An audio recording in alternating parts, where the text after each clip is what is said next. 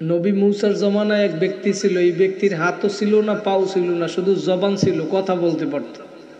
তো এই ব্যক্তি নবী মূসার কাছে প্রশ্ন করছে, নবী মূসা, আল্লাহ যে আমারে বানাইছে কেন বানাইলো? আমার হাত নাই, পাও নাই, তা বানাইলো কিসের জন্য আল্লাহ আমারে?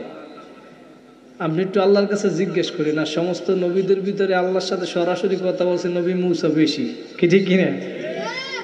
নবী মূসা আল্লাহর কাছে জিজ্ঞাসা করছে, মাবুদ গো, তোমার ওই বান্দায় জানতে চাইছে তুমি তারে কেন বানাইছো, হাত নাই, পাও নাই। আল্লাহ বলে, জাহান্নামের তলদেশে একটা গর্ত আছে, ছিদ্র আছে, এইটা ওরে দিয়ে আমি আটকাম, ওই জন্য ওরে বানাইছি। নবী মূসা আসছে, নবী জিজ্ঞেস করে ব্যক্তি যে আমার কথাটা আল্লাহর কাছে কি জিজ্ঞেস করছেন? কয় করছি। আল্লাহ কি বলছে? বলে, আল্লাহ বলছে তোমারে দিয়ে জাহান্নামের ছিদ্র আটকাইবে। এই কথা বলার পর ওই ব্যক্তি শুনে বলতে আছে আলহামদুলিল্লাহ। আল্লাহ বলে, আমার পক্ষ থেকে নিয়ামত পাওয়ার পরে যারা খুশি হয় আমি তাদের নিয়ামতকে আরো বৃদ্ধি করে দিই। বলেন সুবহানাল্লাহ। এর অর্থ হইল আল্লাহ পাক বুঝাইতে চায় আমি তোমাদেরকে আরো বেশি বেশি নেক কাজ করার তৌফিক দান করি। আর আমার পক্ষ থেকে নিয়ামত পাওয়ার পরেও যদি বিটা একটু কমান, ভাই দুমদুম করে এটা একটু কমান, নিয়ামত পাওয়ার পরেও যদি শুকরিয়া আদায় না করো, না শুকরিয়া করো, আল্লাহ বলে আমি নিয়ামত তো বাড়াবোই না, বরঞ্চ লাশাদিদ আরো শক্ত আযাব চাপাই দেওয়া হবে। বলেন নাউযুবিল্লাহ। তাহলে এইটা যে আমরা এই জান্নাতের বাগান পাইছি আমরা এলাকাবাসী, এটা আল্লাহ পাকের একটা নিয়ামত না? এজন্য আমরা খুশি না? কারা কারা খুশি? সবাই জোরে হাত জায়গায় একটা আল্লাহ বলিয়া ডাকবে, আরো জোরে আল্লাহ। আল্লাহ কবুল করুক, বলেন আমিন। আল্লাহর নবী বলেন, আউয়ালু মা ইউদআ ইলাল জান্নাতি ইয়াউমাল কিয়ামাতিল্লাযীনা ইয়াহমাদুনাল্লাহ ফিস সাররা'i ওয়াদ দাররা। এই কথা বলবো না। আল্লাহর নবী বলেন, কিয়ামতের ময়দানে সর্বপ্রথম ওই ব্যক্তিদেরকে জান্নাতের দিকে আহ্বান করা হবে, ডাকা হবে, যারা সুখে দুঃখে সবসময় ইয়াহমাদুনাল্লাহ ফিস সাররা'i ওয়াদ দাররা, যারা সুখে দুঃখে সবসময় মালিকের শুকরিয়া আদায় করে।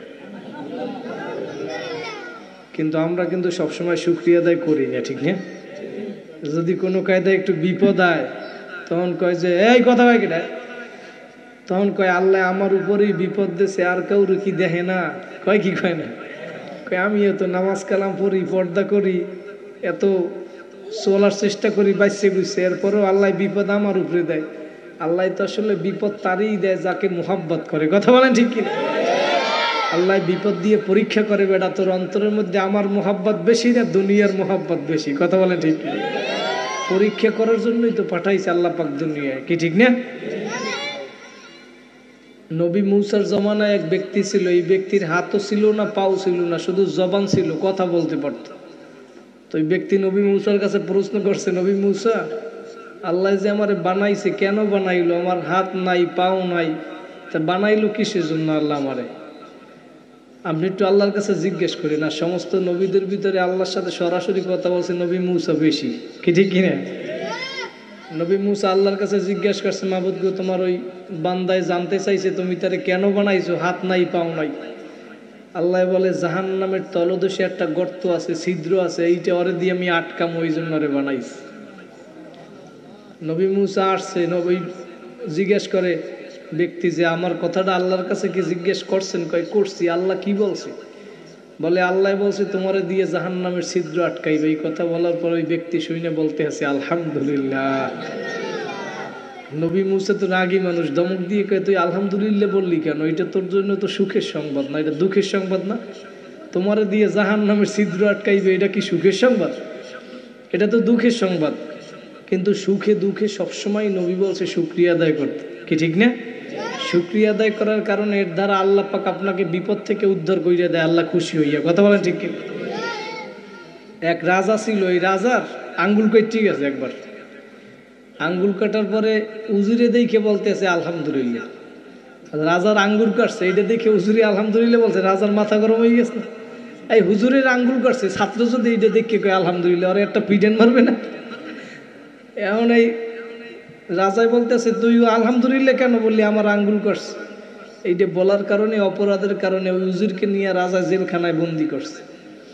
এখন পরের দিন রাজায় যায় শিকার করতে যায় না, রাজারা হরিণ শিকার করতে গেছে, বনে শিকার করতে গেছে। এখন ওই উজুরিরে সবসময় সফর সঙ্গী হিসেবে সাথে নিয়ে যাইতো রাজা। আজকে অন্য একজন সফর সঙ্গী নিয়ে গেছে, কারণ সে তো জেলখানায়। যাওয়ার পরে ওই দিন তাকে বাঘে আক্রমণ করছে। বাঘ যেই সামনে পড়ছে, তো মুরব্বীরে বলছে জানি না যে বাঘের নাকি একটা নিয়ম আছে যে যেই ব্যক্তির কোনো অঙ্গ হানি থাকে, কোনো অঙ্গে সমস্যা থাকে, তাকে নাকি বাঘও আক্রমণ করে না। জানি না কতটুকু সত্য, শুনছি আমরা। তো রাজার তো এখন আঙ্গুল কাটা, রাজা এখন ওই আঙ্গুল কাটার কারণে ওই ব্যক্তির রাজার উপরে বাঘে আক্রমণ না করে আক্রমণ করছে তার সফর সঙ্গী যারা নিয়ে গেছে তার উপরে। এখন রাজায় চিন্তা করতেছে উজিরি তো আলহামদুলিল্লাহ বললে ভালোই করছিলে, আজকে আমার আঙ্গুল কাটার কারণে বাঘের হাত দিয়ে আমার আল্লাহ বাঁচাইছে, কি ঠিক না? রাজায় খুশি হয়ে ওরে জেলখানায় দিয়ে ছাড়িয়ে দিস। কয় বেটা তুই আলহামদুলিল্লাহ বলছো, ভালো করছো, তুই আলহামদুলিল্লাহ বলছো আমার আঙ্গুল কাটতে গেছে, সেই কারণে আল্লাহ আমার বাঘের হাত দিয়ে বাঁচাইছে। উজির কয় বাঁচছেন কি আপনি একলা? আমিও তো বাঁচছি। যদি আপনার আঙ্গুল না কাটতে, আমারে যদি জেলখানায় বন্দি না করতেন, সবর সঙ্গে নিয়ে যেতেন আমারে, বাঘে তো আমারে খাইতেন। এখন শুক্রিয়া আদায় করছি, আপনিও বাঁচছেন আমিও বাঁচছি, কি ঠিক না? আলহামদুলিল্লাহ। আল্লাহ পাক বাঁচাইতে পারে কি পারে না? তো ওই ব্যক্তি বলতে আছে নবী মুসা যে তুই আলহামদুলিল্লাহ কেন বললি? তোমার জন্য সুসংবাদ, জাহান্নামের ছিদ্র আটকাইবে তোমারে দিয়া। ওই ব্যক্তি বলতেছে নবী মুসা ইন্নাল্লাহ আলা কুল্লি শাইইন কদির, সমস্ত ক্ষমতার মালিক কে? একমাত্র আল্লাহ। কে? কয় আল্লাহ আমারে বানাইছে, ছিদ্র আটকাউকার যা করুক, বানাইছে তো কোনো কাজের জন্য তো বানাইছে, নাও তো বানাইতে পারতো, এই জন্য আমি শুকরিয়া আদায় করছি আলহামদুলিল্লাহ। সাথে সাথে আল্লাহ পাক ওহী নাজিল করছে, হে মুসা আমি ওরে দিয়ে যে জাহান্নামের ছিদ্র আটকাইতে চাইছিলাম সেইটা আর আটকাবো না। নবী মুসা বলে কেন আল্লাহ, আপনিই তো বললেন। এখন সিদ্ধান্ত পরিবর্তন। আমার সিদ্ধান্ত ছিল, কিন্তু ও সিদ্ধান্ত শোনার পরেও শুকরিয়া আদায় করছে, আমার অন্তরটা খুশি হয়ে গেছে, আমি এই জন্য সিদ্ধান্ত পরিবর্তন করে ফেলাইছি, ওরে আর ছিদ্র জাহান্নামের আটকাবো না। আলহামদুলিল্লাহ।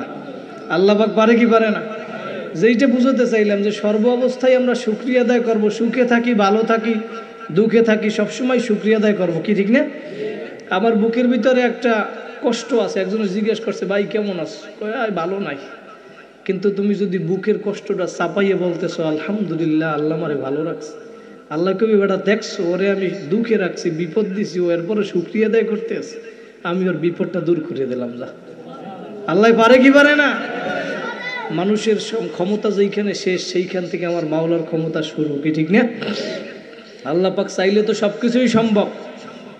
ওই যে আমাকে বরিশালে সিরাজ হিসাব হুজুরে কয় যে ওয়াজ সবাইরই জানা, বাকি শুধু মানা, মানতে পারি না হিম্মতের কারণে, হিম্মত হারাইছি দলাদলির কারণে, খালি দল আর দল, কি ঠিক না?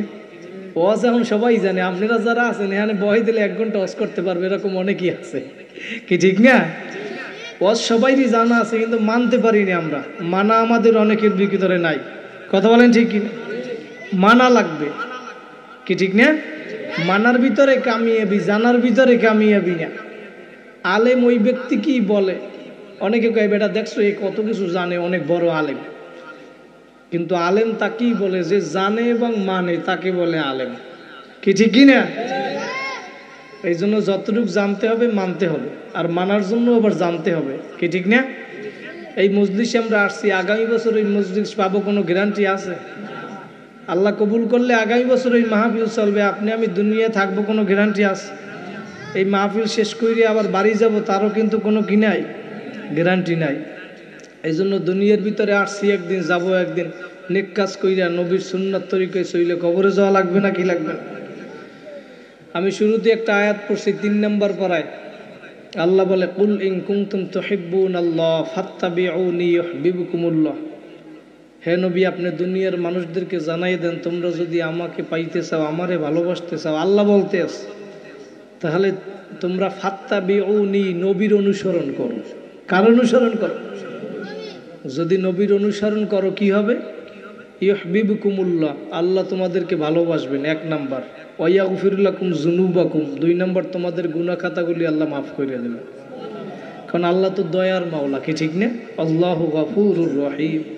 আল্লাহ বলে হাদিসে কুদসির ভিতরে সাবাকাত রহমাতি আলা গদাবি, আমি মাওলার রহমত রাগের থেকে প্রাধান্য পাইয়ে যায়। সুবহানাল্লাহ।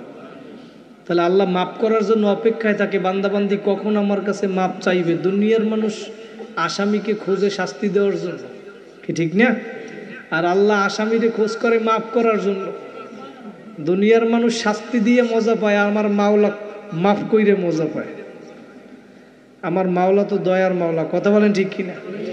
আল্লাহ বলে দুনিয়ায় বসে আমার একবার তোমরা ডাক দেবা, আমি তোমার ডাকে সাথে সাথে সাড়া দেবো ৭০ বার। কিন্তু কবরে যাইয়া শত শত বছর ডাকবি, আমি মাওলা তোর একটা ডাকেও সাড়া দিব না। কি ঠিক কিনা? সময় থাকতে দুনিয়ায় বসে আল্লাহরে ডাকা লাগবে, কথা বলেন ঠিক কিনা?